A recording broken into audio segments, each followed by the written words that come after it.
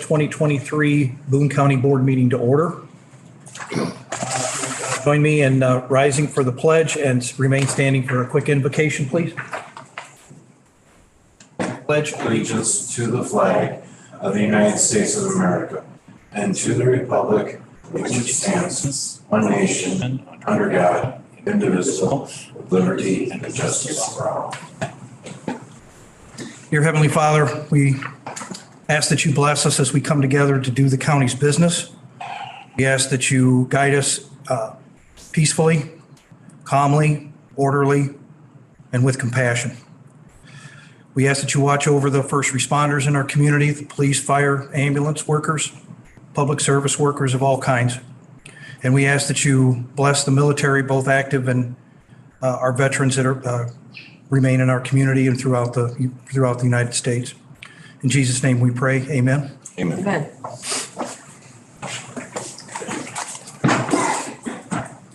Right.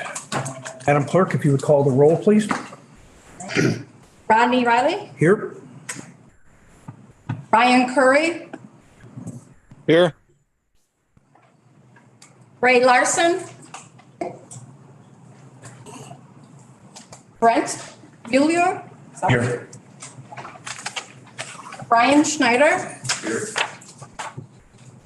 Dave Wiltsey, Carl Johnson, Alyssa Patterson, here. Tom Wahlberg, Here. Sherry Branson, here. Dana Logston, Here. Marion Thornberry.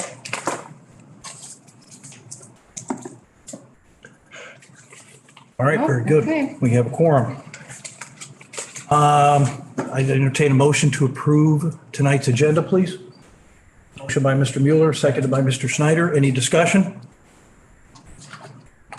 Seeing none, all those in favor, aye. Aye. Any opposed, same sign.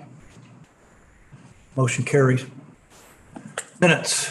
I'll entertain a motion to approve the June 2023 County Board meeting minutes. Moved.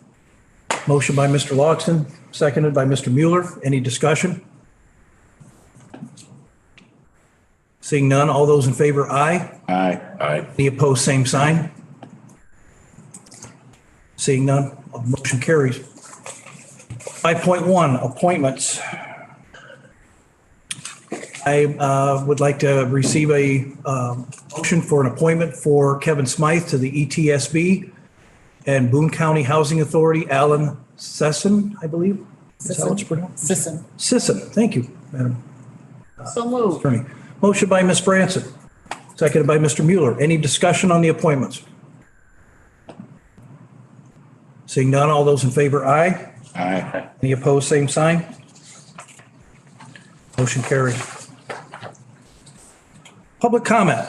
I think I've got one public comment here for the evening. Mr. Steve Hendy. Steve, if you would approach the podium, state your full name and address for the record, and you have 3 minutes, sir.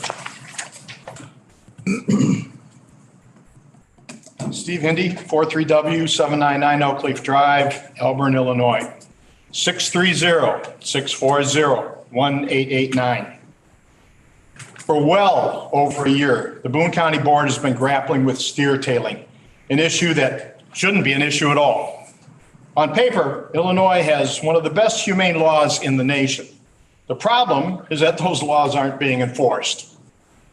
Running a steer 15 times or more in a single day is illegal right now. And I'll mention very briefly.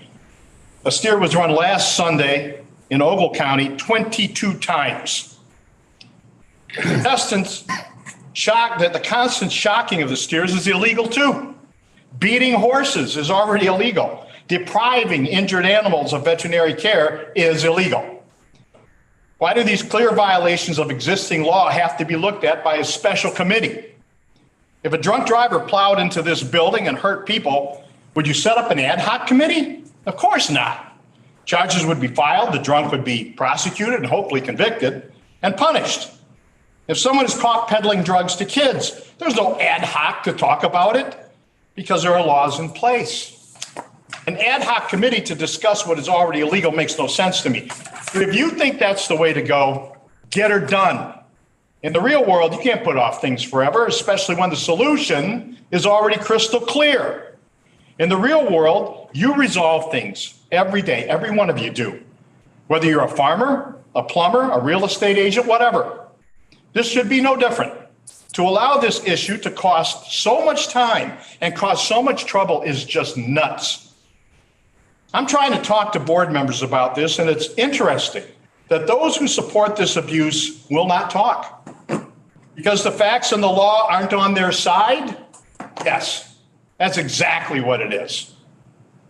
Some board members express concern about possible legal action, but there's no reason for concern if existing laws just get enforced.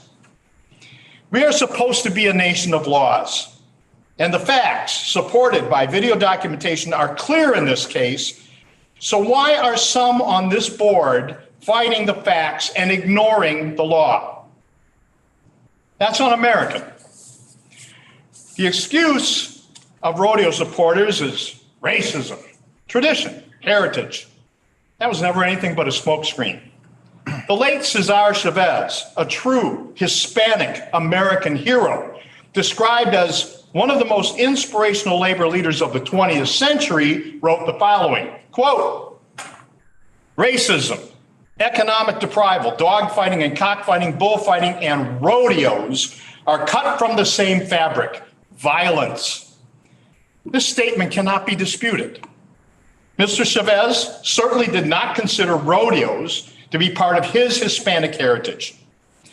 The good people of this county, including good people of Hispanic heritage, will continue the compassionate fight to see our laws enforced.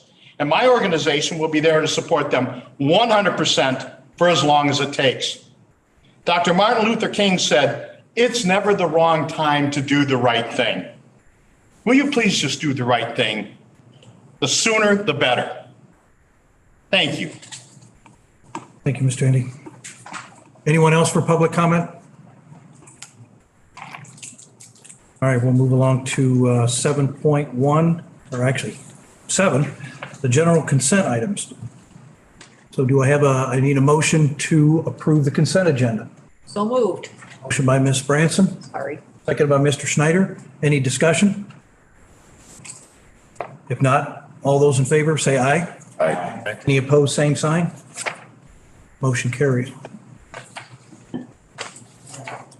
8.1, Council on Aging. Ms. Patterson. Thank you, Chairman. We had our board meeting last month, and the program that was presented was by Amber, who's in charge of community care.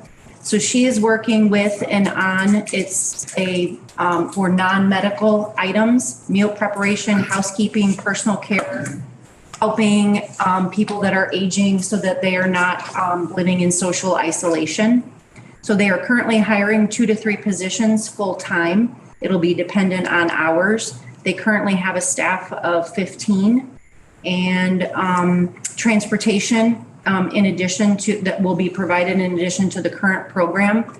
They can shop with clients, that type of a thing. They are now scheduled open or available 8 to 8 Monday through Friday. They will be adding Saturdays. And Mercy Health is the one that does the assessment on the program. And then in addition to that, so that's a program that they're offering. And then one of the other big things that is still going on is their preparation for the October 4th presentation or information. That'll be their 50-year anniversary. And that's all I have. All right, anyone have any questions for Ms. Patterson? Excuse me. Good report. Thank you, ma'am. Very good. Moving on to growth dimensions. Pam, welcome. Good evening. In front of you, I gave a summary of my report. I just wanted to highlight a few items. Right now, we have about 94 projects that have been active this year. 32 of those are in the construction phase, bringing in about $286 million for enterprise zone projects and capital investment. We've just wanted to share that we want to thank everybody for their involvement and approval of the enterprise zone application and abatement amendments. This really took a community to work together. We submitted this on July 1st, 2023. We expect a response from the Department of Commerce and Economic Opportunity by October 1st.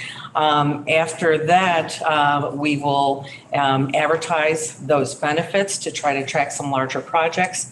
We will also work with the advisory committee on making those and preparing for modifications for the next round when the application expires in 2030. So we'll start that process as soon as we can. We also wanted to share that Walmart is looking to break ground. We're hoping it would be this month. Looks like it might be early August. Again, that is a 1.2 billion investment for their 1.2 million square foot cold storage facility.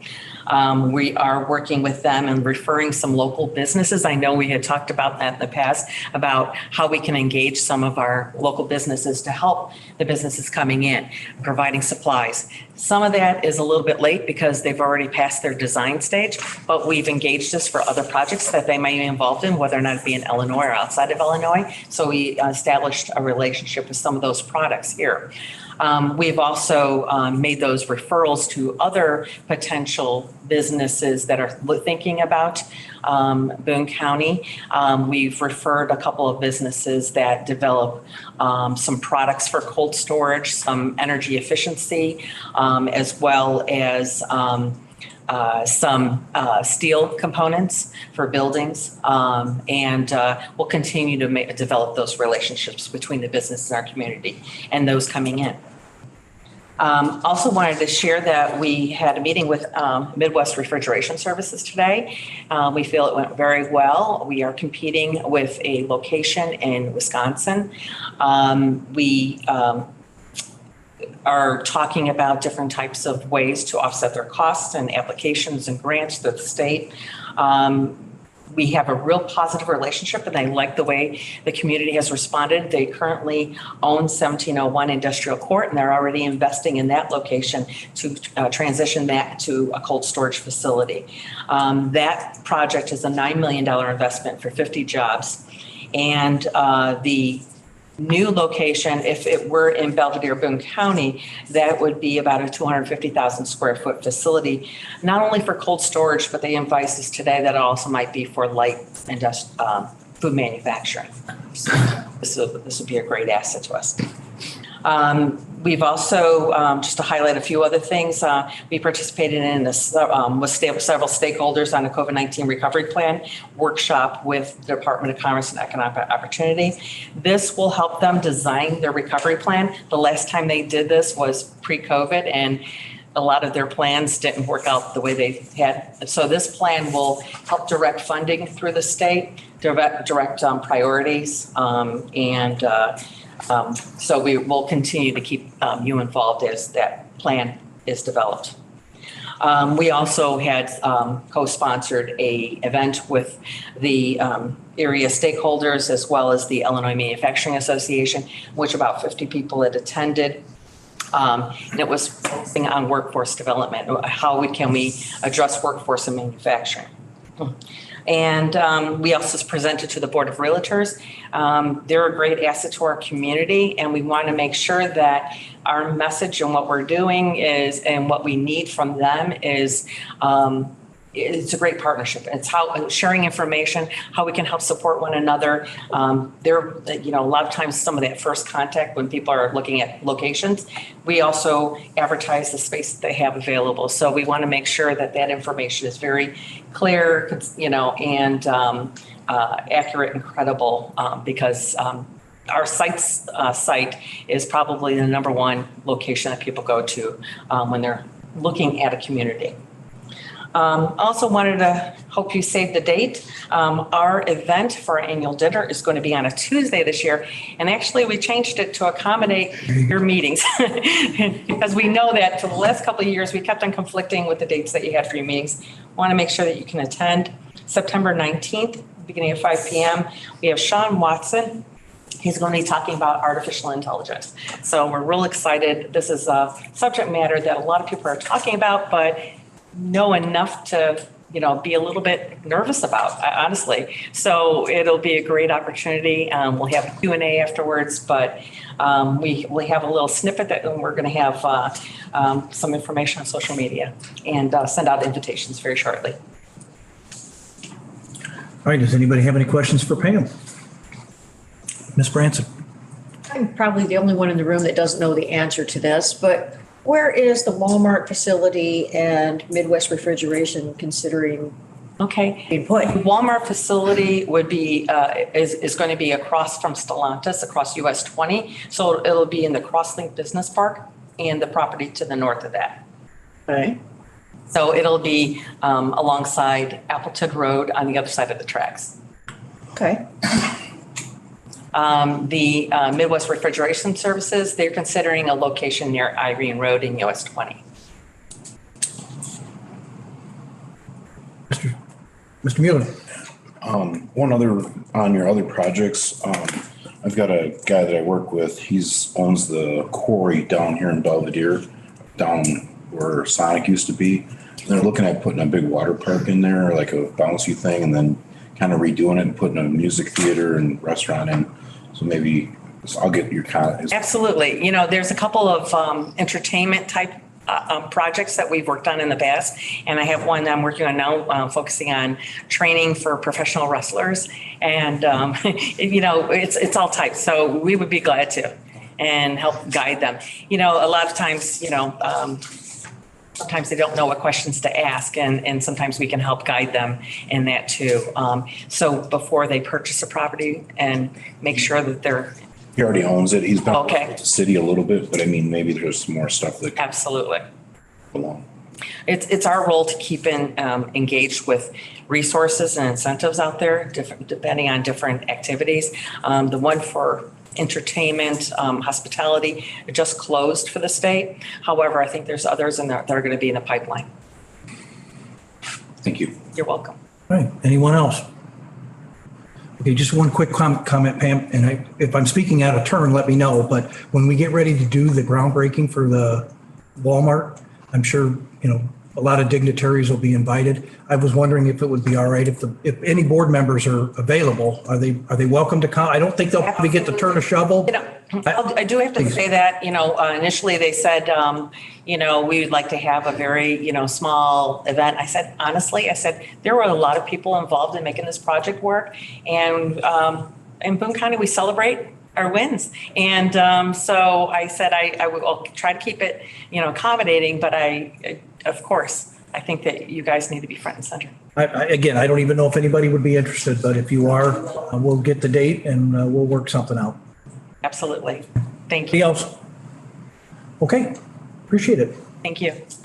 All right, a little bit of housekeeping. We have to backtrack a little bit, and Madam Clerk, you'll have to just make a note. When we did the roll call, I forgot to ask about Ryan Curry being able to vote tonight and be part of our meeting. So let's say 6 p.m. Entertain a motion for Ryan to be joining us remotely. I'll make the motion. Motion by Mr. Wahlberg, seconded by Mr. Schneider. Any discussion? Seeing none, all those in favor, aye. Aye. Any opposed, same sign. Motion carries. Ryan, you with us? Yes, sir. Yes, Chairman. Sorry about that. It's okay. Well, we got you now. Perfect. All right. Moving on, and it's a good thing we did because 8.3 is court-appointed special advocate. Do you have a report for us tonight on CASA, Ryan? I do. We don't have a lot new. We pushed our meeting, so we'll be meeting this week or next week. I just did want to point out that we always need more advocates. And then also point out Sunday, August 20th from 12 p.m. to 4 p.m. during Buchanan Street Stroll is the Cars for CASA. It's free to spectators. There's a 50-50 raffle and food trucks. It's a really great time. It benefits a great cause, as we know. It's $15 to pre-register and $20 the day of. It's a good family-oriented event, and I hope a lot of you can make it. All right. Thank you, Ryan. Anyone have any questions for Ryan on CASA? All right. Thank you again. 8.4, Region 1 Planning Council. Michael, you're here. I know I don't mean to put you on the spot, but do you have any further updates for us or any other projects that we should be aware of? I can't really think of too much else, but if you want to just take the microphone for a second. Yep. Jump right on there. And I apologize for not giving you a heads up. No, it's okay. Ready. Glad I was here for it. So we are inundated with, when Congress passed the bipartisan infrastructure law, they did two things. One is they opened the door to have earmarks again, where members of Congress can designate money directly to community projects. Congressman Foster has designated millions of dollars already in the hope that something will happen at Stellantis to do what's called grade separation at Appleton Road and the Union Pacific. And grade separation means lower the road, raise the rail, and then a rail crossing is not going to stop traffic and we don't have to worry about vehicle or pedestrian accidents. That's the theory that if something comes back to Stellantis, there'll be more use of that track, as well as more traffic on Appleton. And so we've been heavily involved in that earmark request to Congressman Foster to try to secure that funding, which is great. We deserve that funding in the area. But the other thing that's happened since the bipartisan infrastructure law is that Congress kind of punted and had the executive branch versus the legislative branch appropriate billions of dollars for infrastructure. And so it's the executive branch departments and agencies through grant making that is determining what communities, what regions, what cities get millions of dollars for water infrastructure, broadband infrastructure, road system infrastructure, transit infrastructure. It's not Congress. It's the executive branch, which is kind of not how we should operate. And so we are very busy on behalf of all the governments that we work for, writing grants almost weekly to compete for this federal dollar. And so you have this earmark track that happens every February, and we'd be happy to work with your administration further to prepare for what should the earmark requests be this February. How do we prepare and make sure we can make the best case? But to following all these grants that are now, after 2 years, finally kind of being released. It took the executive branch about 2 years to come up with all the rules to then get them out and let areas compete with areas for the dollar. We are also, and you might have caught wind of it when Governor Pritzker came to Rockford, we are the lead agency on behalf of the city of Belvedere and the city of Rockford in doing rail station siting for the return of passenger service. And so we've been working with Gina and Brent at the city of Belvedere in determining how that rail station in Belvedere gets situated, and then working with our sister agency in Chicago for the McHenry station. Happy to answer questions about the rail project. And then lastly, thank you for participating. You participated roughly a year ago. We're under serious concern on what is happening with the Winnebago and Ogle County landfill. Boone County participated in an update to the solid waste management plan. You participated with Ogle and Winnebago County on that plan. But the Winnebago and Ogle County, and I believe, Aaron, correct me, Boone goes to Ogle.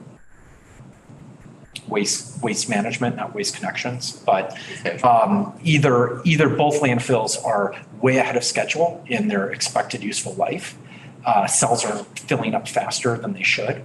And what that means is our residents and our industry, our businesses, are going to have their garbage removed out of state once those landfills are full. The chances of siting another landfill are low. It takes 10 years to site one anyway. So that's an economic development concern and a community concern because your businesses are going to pay more, your residents are going to pay more. And right now, I believe most of the Boone County dumping is happening at the Ogle landfill. They're right on the Ogle Winnebago County line. They're next door to each other. And we're watching how collectively together, 72% of the garbage being dumped in them is coming from Metro Chicago. It's not coming from Boone or Winnebago. And so that's another thing that's on our agency's radar, where Winnebago County is taking the lead, but we're working with all the counties to address, what is our contingency plan and our scenario plan, and what is the environmental impact. So, Chairman, those are the updates. I'm happy to take questions. I can also answer any questions about the agenda item later tonight while I'm up here if you'd like me to, or if that's against protocol, I can wait too. Ms. Branson, go ahead. Do you know of anything that we can do to stop Chicago from dumping their garbage on us? There is nothing we can do These are private landfills that can enter into contracts with waste haulers. There has been, and it's maybe not ready for prime time, there has been a thought that there's a way to go into Springfield and demarc an area around our counties and charge an excise fee or tax for any garbage that enters in that territory. That would require a lot of discussions in Springfield. It's not unheard of. It's not going to solve our long-term problem, but it could slow down. It could at least generate revenue in the short term to, create to the demand's very high, right? The only way you're going to, slow down demand is by raising rates, right? And so the thought is to maybe work with the state general assembly and figure out if there's a way we can create a territory, and any dumping that's coming in from outside that territory has to pay an additional excise fee. Are you aware of the fact that some years back, the IEPA declared our county as sensitive for groundwater contamination because of our geology? And that we are in one of three sites throughout the entire state that is very, very high risk for contamination because our geology is different, which means that your landfills really should not be here at all.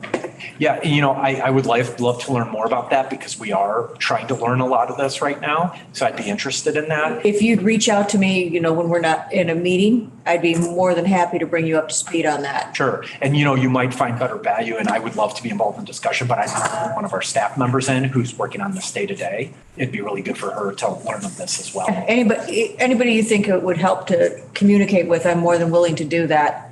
And if you got a pen, I'll give you my phone number and you can call me privately. I don't. May I borrow your pen? Is it okay? Can I borrow your pen? Just your pen. Thanks. Sure. 815-601-2356. Great. I will follow up and we'll get an appointment scheduled. Thank you. And so what I would also respond with your comment on is the current two landfills are under extreme scrutiny by both the EPA and the IEPA. And when you say, none of these landfills should have been built in the beginning, a lot of people would agree with you. Also irregular is that they're built right next to an airport. That is highly irregular. And I don't really know the history of what came first, but landfills attract birds and airports don't really like birds. So the whole situation is odd. Very odd, but at some point they're going to be capped and they're going to be no longer open for future dumping. Mm-hmm. Anyone else have any questions for Michael Dunn? I think we're going to have to stick to the agenda on the rest of it. No problem. Thank you. Again, nice seeing all of you. No problem. All right. Very good. And I'd like the record to reflect that at 6:58 p.m., Dave Wiltsey joined us. Welcome, Dave. Thank you. All right. Long day. I'm sure. All right. Moving on to the whole administration. Mr. Larson is not with us tonight, so I will run that part of the meeting. And we'll begin with 10.1, which I need a motion to, I motion to approve the IGA between Boone County Council on Aging for non-metro public transportation under section 5311, operating and downstate operating assistance programs for state fiscal year 2024. I made a motion. I need a second, please. Second. By Mr. Mueller. Any discussion? Seeing none, Madam Clerk, if you'd call the roll, please. Sure. Rodney Riley, Yes. Ryan Curry,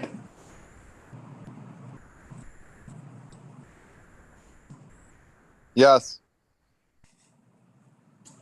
Brent, Yes. Ryan Schneider, Yes. Dave Wiltsey, Aye. Alyssa Patterson. Aye. Tom Wahlberg. Aye. Sherry Branson. Aye. Dana Logston. Okay, Everybody? All right. that's it. All right. Everybody. Motion carries. Moving on 10.2, I motion to approve amendments to the Boone County FTA procurement policy as presented. I have a second. Second. By Mr. Mueller. Any discussion? Seeing none, all those in favor, aye. Aye. Aye. Any opposed, same sign. Motion carries. Do you think it needs to be, Sorry, it's just a policy. It's just a policy. we good? Or do you want a voice? Oh, we're good. Okay. Yell at you. All right, 10.3, I motion to approve Resolution 23-15, adopting a Title VI plan for Boone County. Motion, have a second? Second by Mr. Schneider. Any discussion? Seeing none, all those in favor, aye. Aye. Any opposed, same sign? Motion carries. 10.4, I motion to approve Boone County Public Transit Safety Guide as presented. Do I have a second? Second by Mr. Wahlberg. Any discussion? Seeing none, all those in favor, aye. Aye. Aye. Any opposed, same sign? Motion carried. 10.5, I motion to approve, 10.5, yes, I'm sorry. I had to wait for the computer to catch up. Motion to approve proposal from Larson and Darby to provide a facility feasibility study for the Boone County Transportation Center. The cost is not to exceed $49,800 and will be paid for using IDOT CARES funding. I made a motion to second by Mr. Mueller. Any discussion? Mr. Wahlberg? Yes, Mr. Chairman, my question is, for $49,800, will we be getting a final buildable plan with this? I mean, is that part of the $49,000, including the study? I understand the study's part. They won't be, architectural, detailed plans that you're going to build off of. I think this is the groundwork for us doing an RFQ to retain an architect to do the bid. I think it gives us ground there. This is more, it'll do that as well, but this will give us the cost. This will give us which location would serve best as far as how much money we have to spend on the building, whether it's feasible to retrofit at General Motor at the old Belvedere Motors, or if it's better to build a new building. I know he's bringing in some engineers to be able to do a little bit more detailed work. So it's that kind of thing. I don't think we'll have a set of plans, but it definitely gives us the groundwork to do an RFQ to then go to bid for a contractor. Okay, thank you. I just want to make sure that other, government agencies are, being involved in this project if we're trying to bring something, to study, like you were mentioning, the 3 counties together, correct? Winnebago, Boone, and McHenry County, and having a hub in Boone County, is that correct? Well, this would help. RMTD is interested in this facility because they would like to have a better location in Boone County, what they can use as a transfer station, because they're also trying to start offering bus service to McHenry County. So yes, they are interested in this as well. And that'll be taken into consideration with the design. Yeah, just comment, this might be a good thing for our, we've been using them a lot. So just thank you. All right. Anyone else have any comments? All right, seeing none, Madam Clerk, I'll have to have you call the roll on this one, please. Okay.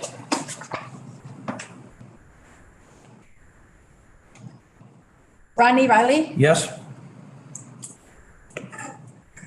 Ryan Curry, Yes. Brent, Yes. Brian Schneider, Yes. Dave Wiltsey, Aye.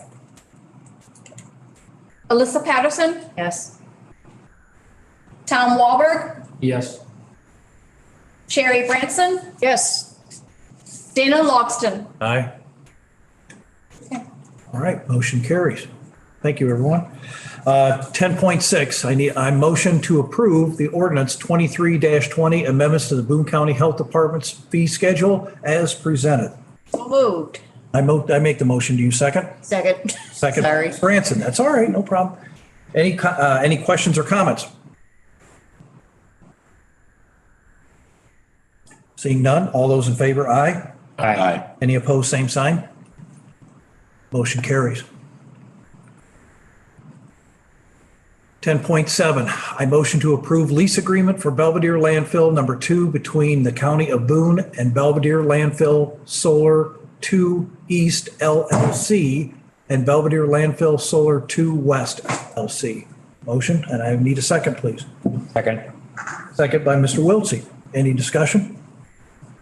Ms. State's I Attorney? was just gonna say the rep from Amoresco, Dawn Fisher, who was here in person last time, is on the phone in case anyone had any questions. Does anybody have any questions? Is Mr. Mueller? the dollar amount in the lease agreement? It is, it's what we discussed at the committee meeting. It's per kilowatt hour, or that's not right, kilowatt. Kilowatt, yeah. Okay. Okay. Any other? Megawatt, I'm sorry. Megawatt. Megawatt, kilowatt, gigawatt. All right. Any other discussion? on the motion that's presented. All right. I think we need a roll call on this, Madam Clerk, please. All right. Rodney Riley, Yes? Ryan Curry, Yes. Brent, Yes. Brian Schneider, Yes. Dave Wiltsey, Yes. Alyssa Patterson, Yes. Tom Wahlberg, Yes. Sherry Branson, Yes. Dana Loxton. Aye. Okay. Motion carries. Thank you. You're welcome.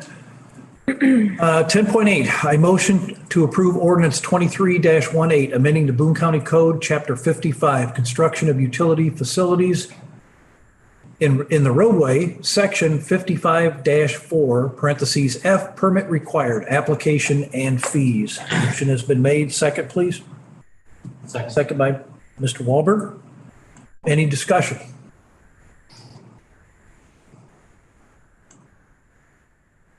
All right.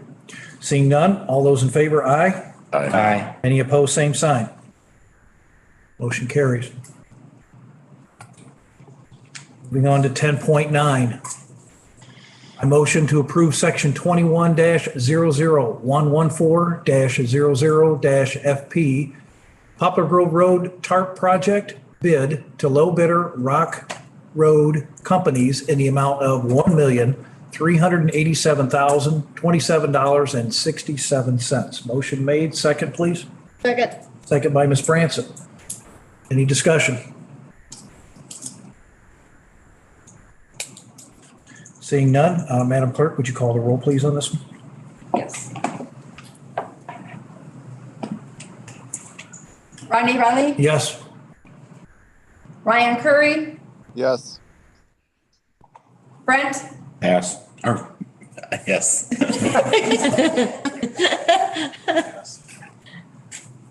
Brian Schneider, Yes. Dave Wiltsey, Yes. Alyssa Patterson, Yes.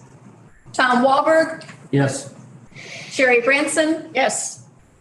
Dana Loxton. Aye. Right. Motion carries. Thank you. You're welcome.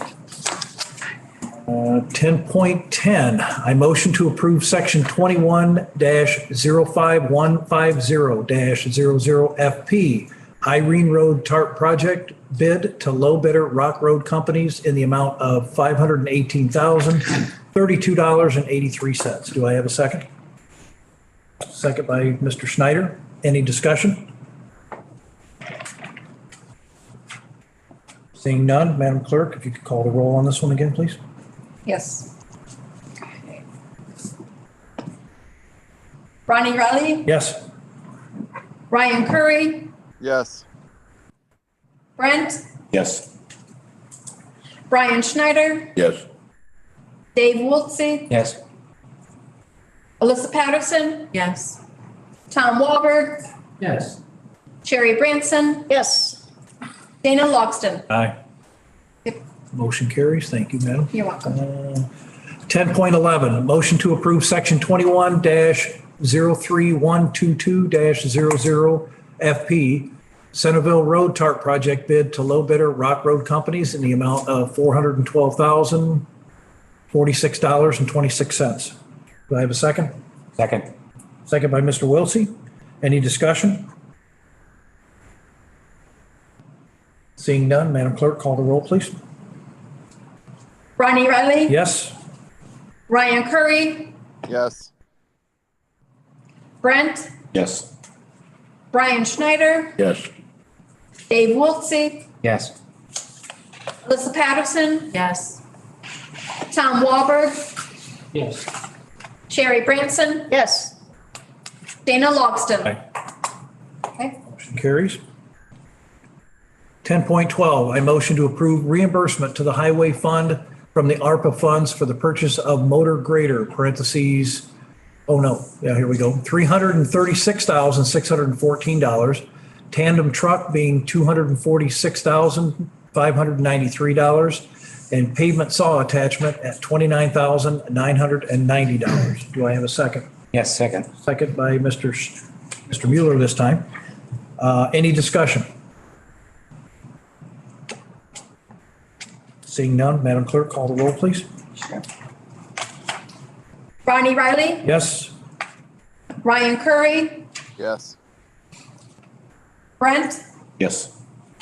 Brian Schneider. Yes. Dave Wiltsey. Yes. Alyssa Patterson. Yes. Tom Walberg. Yes. Sherry Branson. Yes. Dana Logston. Aye. Motion carries. Thank you. You're welcome. 10.13, motion to approve IGA with Region 1 Planning Council R1 for Safe Streets for All SS4A grant. A motion, second. Second by Mr. Mueller. Any discussion? Seeing none, Madam Clerk, if you call the roll for me, please. Ronnie Riley. Yes? Ryan Curry. Yes. Brent. Yes. Brian Schneider. Yes. Dave Wiltsey. Yes. Alyssa Patterson. Yes. Tom Walberg. Yes. Sherry Branson. Yes. Dana Logston. Aye. Motion carries. 10.14, motion to approve ordinance 23-19 SUP 13-2023 115 XX Coon Trail Road dwelling unit in exchange for a lot of record special use. Second. Motion, second by Mr. Wahlberg. Any discussion? Mr. Wahlberg, Is the applicant here tonight? is the applicant here tonight? Yes, he is. Yep.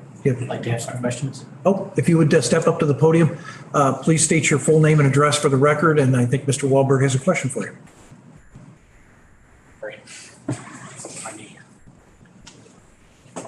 My name is Ben Sass. I'm the son of the applicant. Okay. The applicant can't make it tonight. You're part of the LLC, correct? I am, yes. So part of one of the owners? Yes. Okay. Just a couple questions. So one, you're aware that the special use permit is only granted for 1 year? Yeah, I mean. You can inform that by planning? And I don't know if your intention is to sell this property, just trying to make it publicly noted or commented here for the record. I'm not sure if this property is transferable once it's sold. So I just want you to be aware of that and that you were told that up front. Okay. That's for somebody else smarter than me to figure out. But I have gotten an answer both ways. Okay. For my full disclosure of knowledge, and if I'd like somebody to clarify that for your best interest. And that's the purpose of the question, to protect you. It's my understanding that it will run with the land. Like once the special use is granted, unless there's something in there that states that it doesn't, special uses run with the land. So we're transferring, right, the lot of record for special use to the 70 acres. And if the 70 acres is sold and separated, will that maintain a lot of record? That's the question that has not been answered.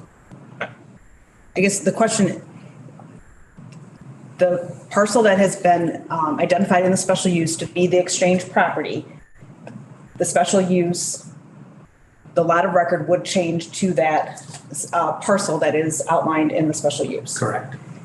If the special use is not acted on within a year, then that special use goes away and the transfer would not happen because unless they vacate their current lot of use, or I'm sorry, lot of record, which they don't have any obligation to do until they start the building of the other property. Does that make sense? Yes, it's when we're transferring the special use to the 20 acres. There's 50 acres of farmland tillable that I know the applicant, I'm sure, would like to continue farming and keeping. But if that 20 acres is sold, does it maintain the lot of record? That's the question at hand, and I don't know the answer. Well, I guess if the lot that's specified in the parcel will get the lot of record. And so that would maintain. Agreed. Okay. And when that's sold, that property is divided and sold, does the lot of record stay with the portion that's sold? Okay, so it's not, I guess I was unaware that it would then be divided from there. But It's a tricky one. I am available if. oh, okay. That was news. I did not know that the parcel would be divided after that. But Jesse, if you have had that discussion. Yes, so it's my understanding that the parcel would be divided and the remainder would be agriculture. The sequence of events are approved special use. If they don't pull a building permit before the special use expires, they would have to come back and get an extension or request an extension, just like any other special use permit. If they build and split off, the lot of record would remain, but you'd have a structure, just as if you had any other structure on the property and, you split it off, the original lot of record would remain with the built single family home. You'd have to build as part of the special use permit before you split the lot.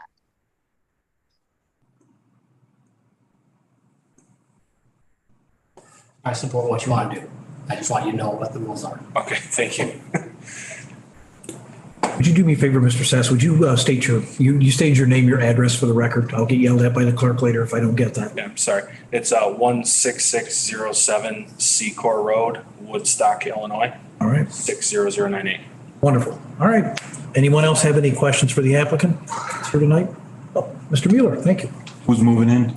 I don't know yet. Haven't drawn straws yet. Yeah. Okay. Anyone else? All right. Thank you, sir. Appreciate it. All right. We will move on then, and we will have, I will ask if there's no other comments or questions, we'll have the clerk call the roll, please.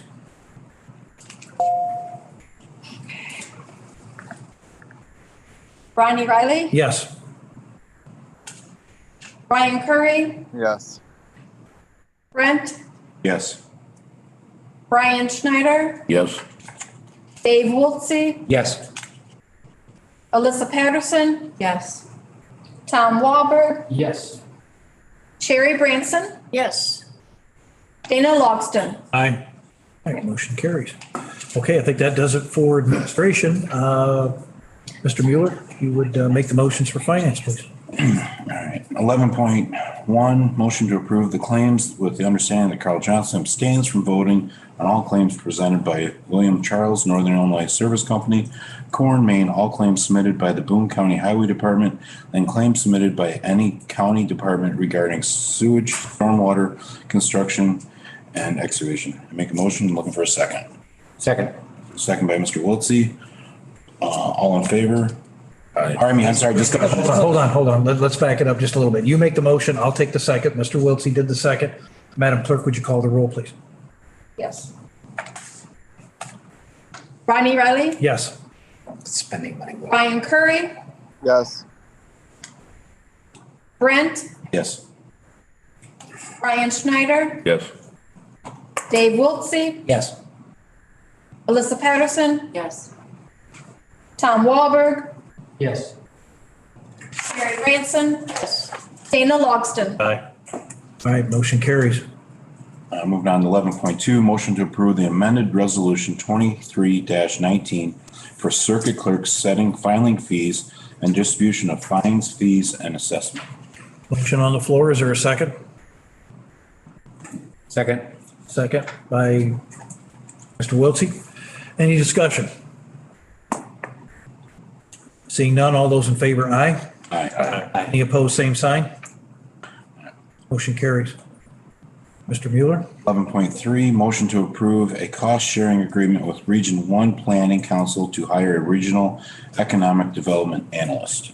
Motion on the floor. Is there a second? Second. Mr. Snyder, thank you. Any other discussion? Mr. Wahlberg?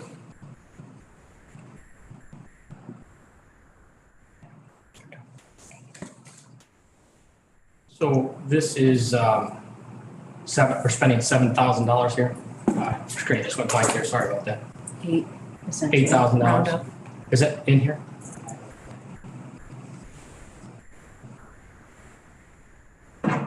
It's under part of the motion. Yes, thank you. I know I read it. $1,857. Yes. I guess, I just, I want to be fiscally conservative here for the county. And my concern is this something that's a need? I know Mr. Larson and I were the only two that voted no in committee. How much are we going to be using this service for Boone County? And this is a 1-year agreement. I understand that. I just had my reservations about the need for this when we have such a great growth dimensions department and located here in Belvedere. It supports our county and community. And my concern is that we might be working against ourselves here. That's my only concern. Good. Anyone else have any questions or concerns?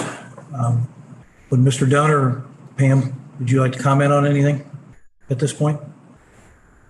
Any questions, I'll address them. Okay, very good. Anyone else have any questions or concerns at this point? You're supporting this then? You're supporting this then?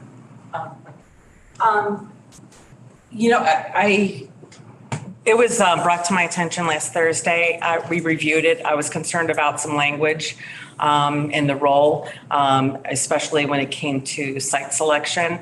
Mr. Dunn was really helpful in making us understand what this role is and also modified the language to clarify, I think, the role to show that it is not responsible for site selection, but really providing data. I don't know if this is a resource that Growth Dimensions will use. The data that we use on a daily basis, we need to have at our access immediately. Projects in the past, sometimes, we had a leeway, like 2 weeks. Now we're given like 2 hours, maybe 2 weeks if we're lucky. So we have to be more responsive to that data.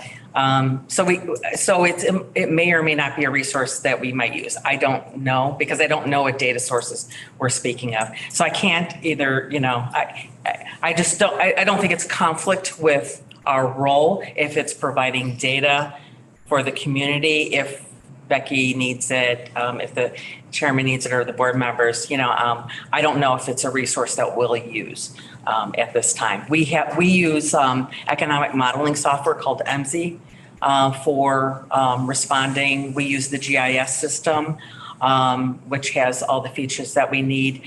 There are some data sets that we don't have that we have to do research, but I don't think that that's the information. For instance, I would need, how many soybean fields are there within a certain radius?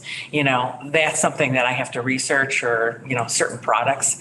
We get some bizarre questions, and I don't know if this position will help address that need.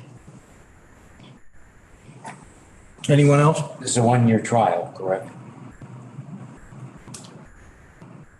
Thank you. Anyone else? Mr. Loxton? I don't think this is a message. All right. I don't think it's a question for Pam, but the people that are orchestrating this, do they have somebody in mind already? Like, is there, Mr. Dunn? Oh, thanks. Good question. Sorry, Mr. Dunn. That is a good question. Yeah. Oh, excellent question. Thank you. So what happened was the R1 board, in which Chairman Riley represents all of you, is one of 7.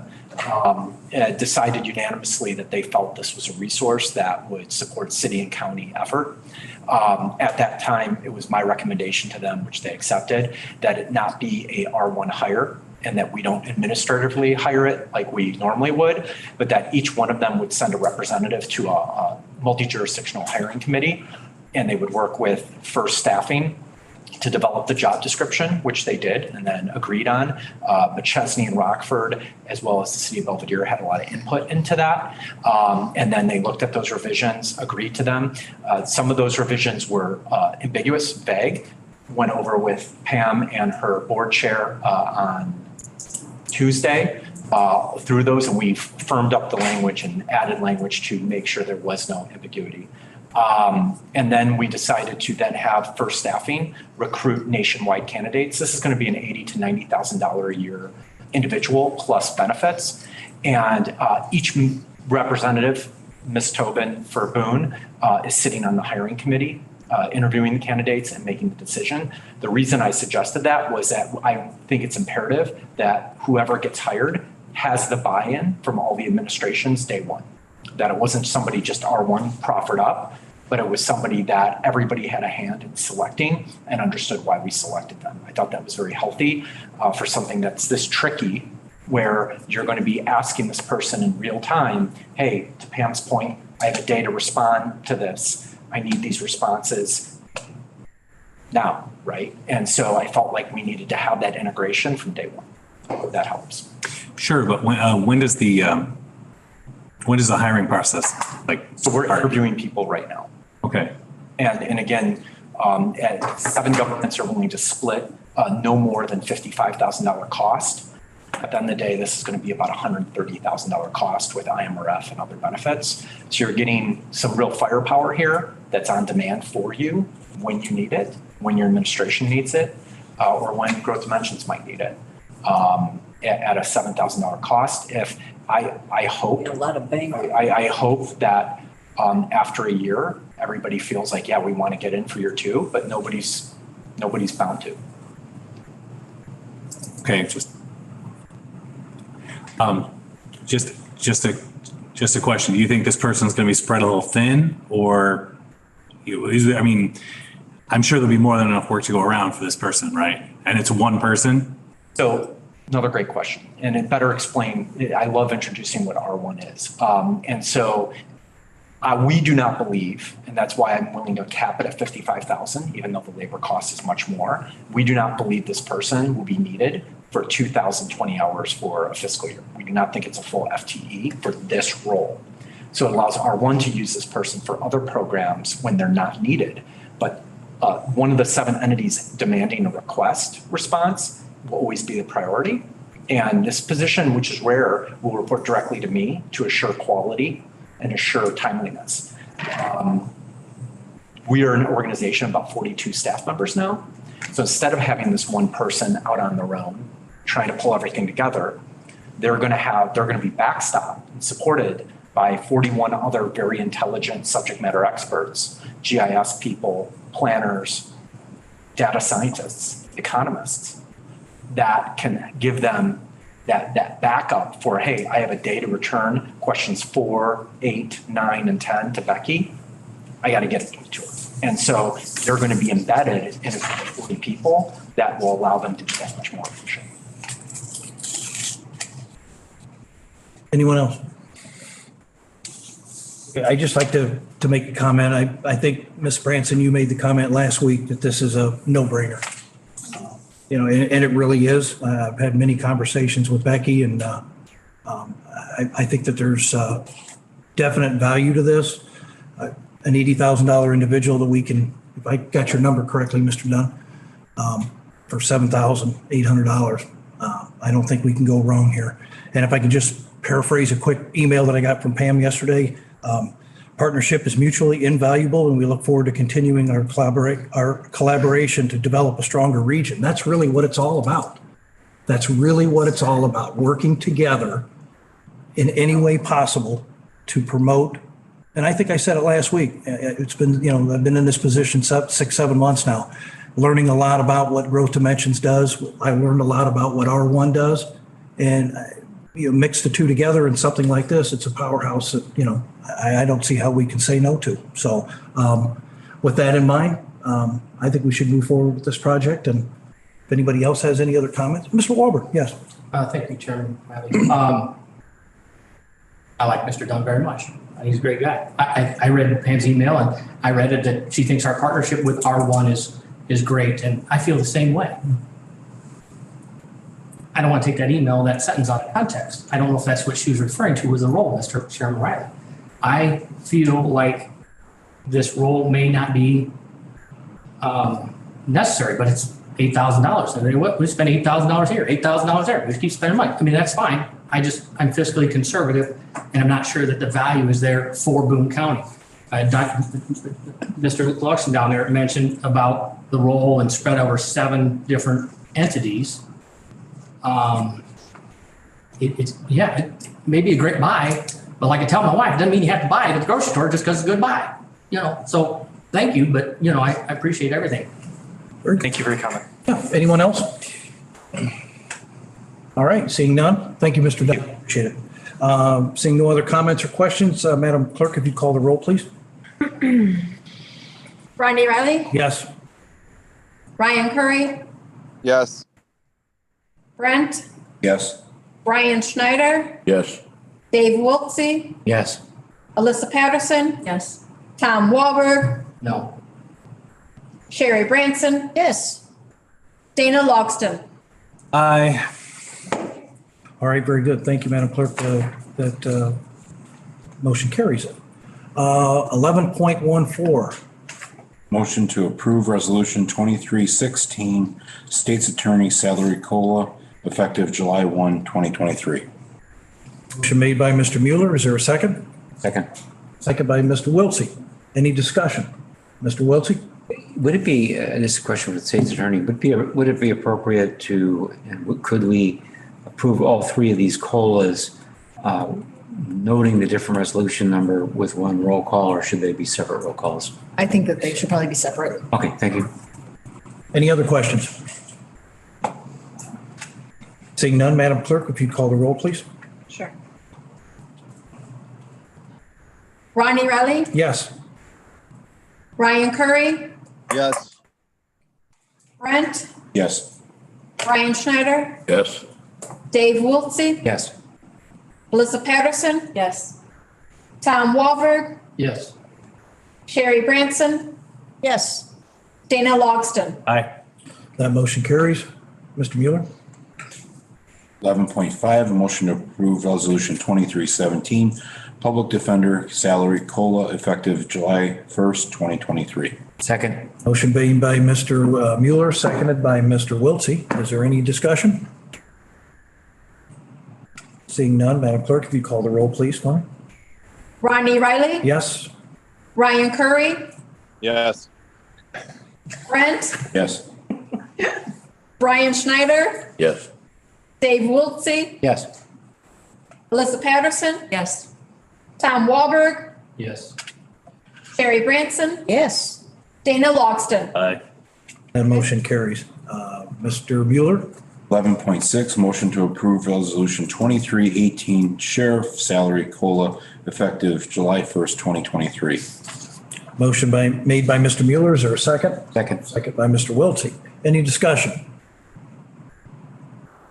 Seeing none, Madam Clerk, if you call the roll, please. Okay. Rodney Riley, Yes? Ryan Curry, Yes. Brent, Yes. Brian Schneider, Yes. Dave Wiltsey, Yes. Alyssa Patterson, Yes. Tom Walberg, Yes. Sherry Branson, Yes. Dana Logston. Aye. Motion carries. Mr. Mueller, go ahead. 11.7, motion to approve the proposal from Tyler Technologies for the purchase of financial and payroll software at a cost of $125,433. Motion by Mr. Mueller. Is there a second? Second by Mr. Schneider. Any discussion? Seeing none, Madam Clerk, if you call the roll, please. Sure. Rodney Riley, Yes. Ryan Curry, Yes. Brent, Yes. Brian Schneider, Yes. David Wiltsey, Yes. Alyssa Patterson, Yes. Tom Walberg, Yes. Sherry Branson, Yes. Dana Logston. Aye.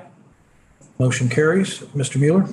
11.8, motion to approve body scan machine for corrections department at a cost not to exceed $80,000. Motion by Mr. Mueller. Do I have a second? Second. Second by Mr. Wiltsey. Any discussion? All right. Tom, okay, sorry. I'm sorry, Go Mr. ahead. Chairman. No. I think the sheriff kind of brought us up to speed last week on this, and I think it says to use the correction department. It's not a part of admission to it's internal use. Is that correct? Is that my understanding? Yes. Okay. Thank you. Any other questions or concerns? Seeing none, if Madam Clerk could call the roll, please, on this one. Sure. Rodney Riley, Yes. Brian Curry, Yes. Brent, Yes. Brian Schneider, Yes. David Wiltsey, Yes. Alyssa Patterson, Yes. Tom Walberg, Yes. Sherry Branson, Yes. Dana Logston. Yes. Motion carries. Very good. Okay. I think that does it for finance, Brett. Yeah. All right, very good. Let's move on to 12.1, community building. Mr. Logston. Okay, so first of all, I'd just like to let everybody know that because of, well, let's just put it like this. The community building this month is in the black. So they are $195,000 under budget. So just letting everybody know they're in the middle of an audit that's going smoothly. Okay, so we talked a little bit about the Boone County EMS plan. That was the idea that that we could use the community building as a shelter in place, especially for the community that lives in the manufactured / mobile homes. There's a lot more discussion that needs to happen about that, whether or not they're gonna take that on. The first thing that needs to be talked about is the insurance. That's huge. So they did talk to they did talk to their insurance provider, and they said that they would be forced to drop liability insurance for the community building if they went ahead with this program, and that if they wanted to, they could reach out to other insurance brokers to see how much it would cost if they would pick it up. So there's a lot right there.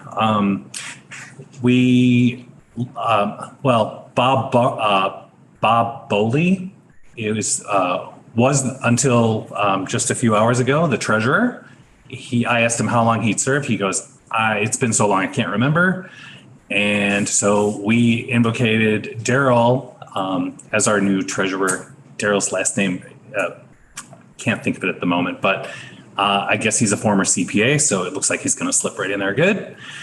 The bathrooms that I keep telling you about, of how they messed up the tile and what have you, they are finished. So if you have, if you'd like to use the restrooms down in the lower level of the community building, go ahead. It's not a mess.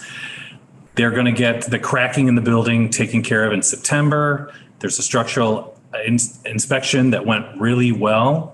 The walkthrough, he was happy with the condition. There are 2 internal cracks. They're not even going to touch because they're not really in structurally compromised places. I told you last time about the insurance, what it was going to, the value of the building and how much it was going to cost. For those of you that might have missed it, the building right now is appraised at about $6,666,000. And to rebuild it in its original form, it's going to cost 6.6 million in its original form. It's going to cost $45 million to rebuild that. Let's see here. Oh, they had an air conditioner leak that basically pitted out a part of the floor. They have a table over that right now. So if you go over there, just don't move the table. And a couple of other things for the opening day of the fair, which I believe is August 8th, that Tuesday, right? They're going to get their staff to actually work the fair gate, so make sure you say hello. There's a back to school food truck event that's still happening on August 22. Fall craft vendor is still November 4th. We did have terms that were expiring for Joy, Don, Chris, and Ron, and we reappointed them all. So aside from the new treasurer.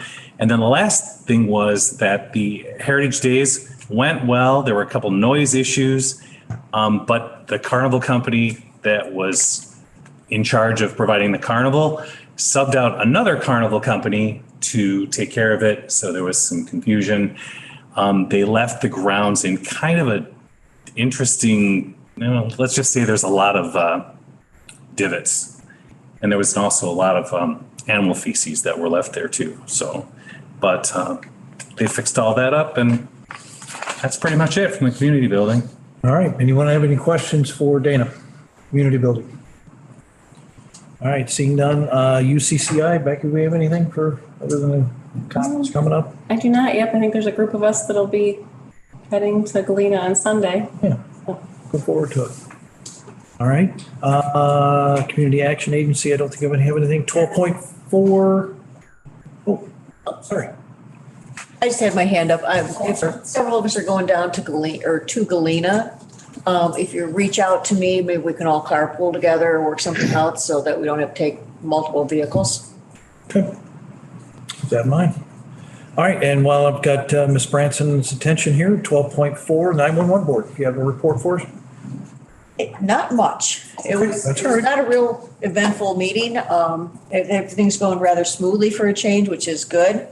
The big news is that we share an IT department between the city, the county, and the 911 system and all of that.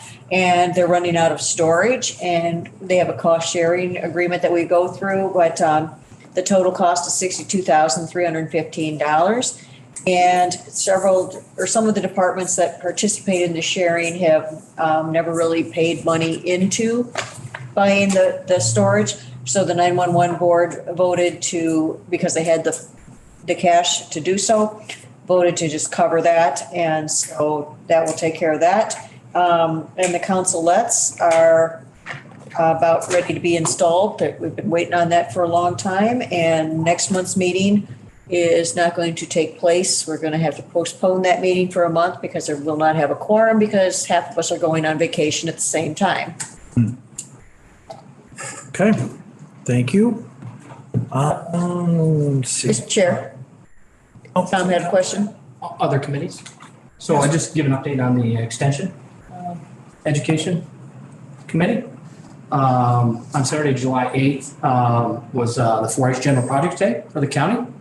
And I sat down and met with Heather Coyle, the Extension Program Director for Boone, Ogle, and DeKalb counties. And she shared with me some of the programs that the Extension's working on. Not only just so much with the youth, but it's kind of interesting how the dynamics have changed with our youth. And, as 4-Hers, parents are involved with their 4-Hers, and we work together to have projects. And, the dynamics have changed in the world we live in, where people are now wanting to find programs for their kids to learn things, but maybe the parents aren't as much involved.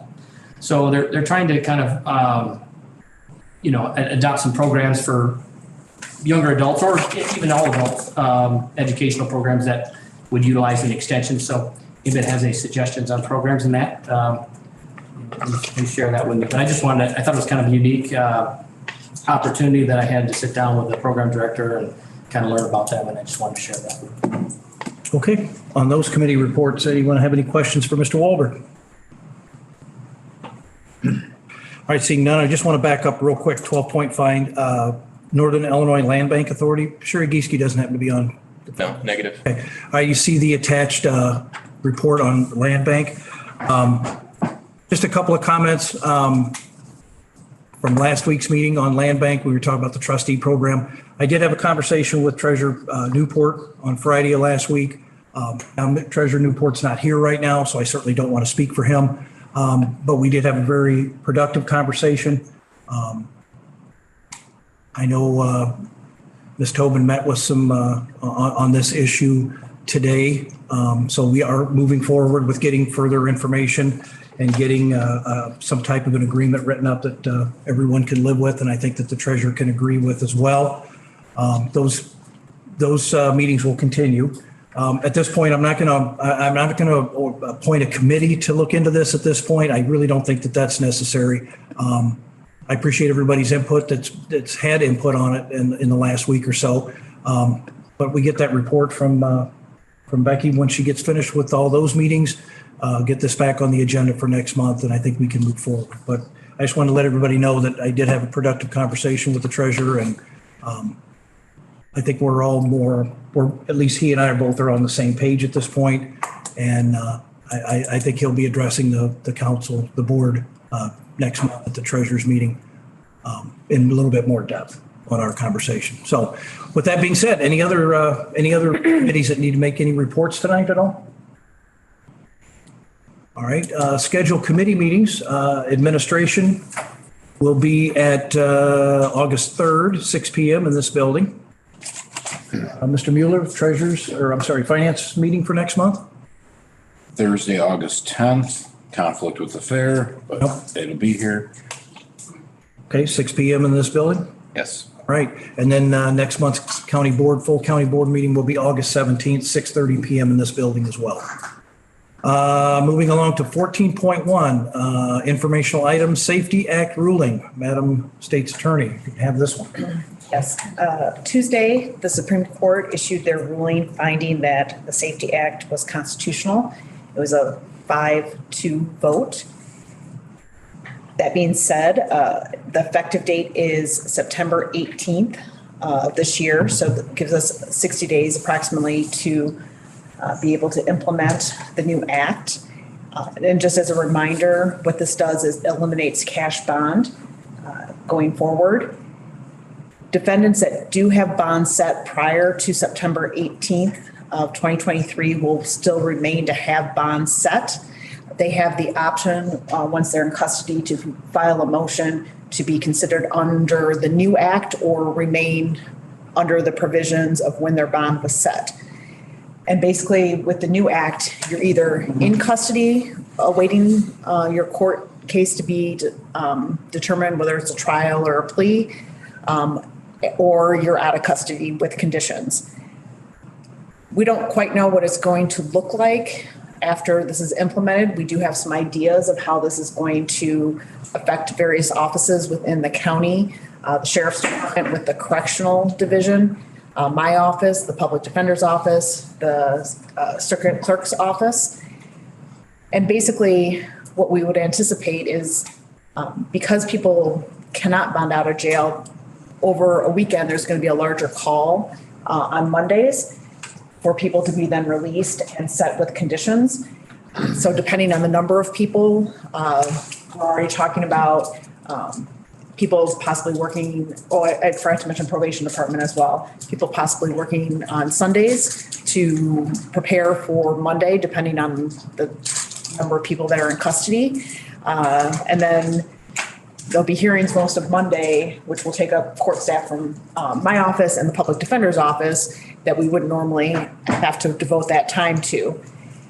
In addition, it seems like the population in the jail will go down during the week and then possibly go up on the weekends because we're not going to have bond court on the weekend as it remains right now. Unless there's some other ruling in the future that would force us into having bond court every day of the week. And that's going to be a different discussion of having employees work on weekends. So we anticipate there'll be more staff time involved. So there'll be additional possible costs if we need additional employees. There are some funding through the state that's supposed to reimburse some different departments regarding that, but that's still up in the air of how that can be applied for and when that would be available. In addition, there'll be probably a reduction of revenue because oftentimes bond is used to pay court costs, which in turn, a portion of that comes to the county, to various departments, and actually to the state as well. So there's going to be a lot of changes and we'll just have to work through them, and probably a few months after implementation, we'll be able to better tell you how things are going and what our needs are, and part of the hard part is that it's just it's a hard thing to predict because you never know, how many people may be in custody, how many people may be arrested any given night. I mean, there are sometimes on a Tuesday night, we'll have, 5 people on the bond call. That could happen now. It might not be always weekends, but it's very unpredictable to know when you're going to need staff. But obviously, you have to have staff available and ready to make sure that the cases get moved along because there's time limits once the court is in session of when these cases can be heard and when people have to be brought before the judge. So that's sort of it in a nutshell. I don't know if anyone has any questions or if Sheriff Young has anything to add. I have a question when available. Go ahead, Mr. Curry. Sorry for the noise. So basically, we're going to lose a lot of money on default bond while having to spend more money on staffing and hours. Is that correct? Mm-hmm. That's what we are predicting based on the implementation, but we'll see as time goes forward. But that's probably an assessment. Is there a reevaluation so that Democrats in our state who are completely failing us repeatedly understand this and either reimburse us like you had said or throw it out when they realize what a failure they are to our state? Is that a statement, Ryan, or a question? A lot of cloning. We're not laughing at you. We get it. No, With you, Ryan. We're with it's you. frustrating. So yeah, I guess it's probably more of a statement. I apologize for being drastic. Oh, no, that's all right. That's all right. I know exactly where you're coming from. Anyone else? Ms. Branson? I agree with him entirely. Do we have any idea what the actual dollar amount this is going to be for an impact on our budget? Because I just assume it's going to be huge. No, it's just going to be something that we're going to have to monitor as time goes on. And remember too, for the most part now, up until the 18th, people are going to have bonds set. And as those cases work through, you're not going to see probably a reduction in the revenue side for a while for the bond until the cases, probably a year or so from now, that's really going to see a lot of those cases will be resolved. So for a while there, you'll still see those revenues, but they will drop over time. If I could. Yes. I know the circuit clerk was going to work on an analysis as to what that would mean as far as the revenue for her department and give that to us. So we had some idea as we start to work on our revenues for the budget. Yeah. So hopefully we'll at least have some idea. Mr. Wiltsey? Do they anticipate that they're going to be able to do numbers on how many people just don't show up for the court dates?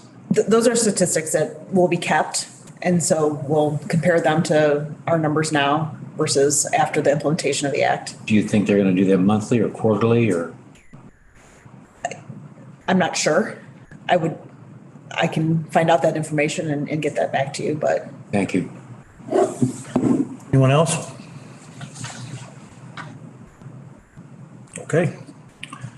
14.2 correspondence. Becky, or is Jessica on the phone still, or does she want to comment on that? Jesse, are you still on? Yes, dropped off the call. Oh, she did. Okay. I couldn't see. That's fine. There's a memo attached from Jesse regarding the Watershed Stewardship for Leaders program. And I know she's looking for 3 board members. So those that are interested, I think Elise has reached out. I think Sherry, yep. So if they're interested, right. Oh, we might have, all right. There's our 3. There we go. So, there we go. All right. Well, but yes, this looks like a great program and Jesse will be in touch with you on that.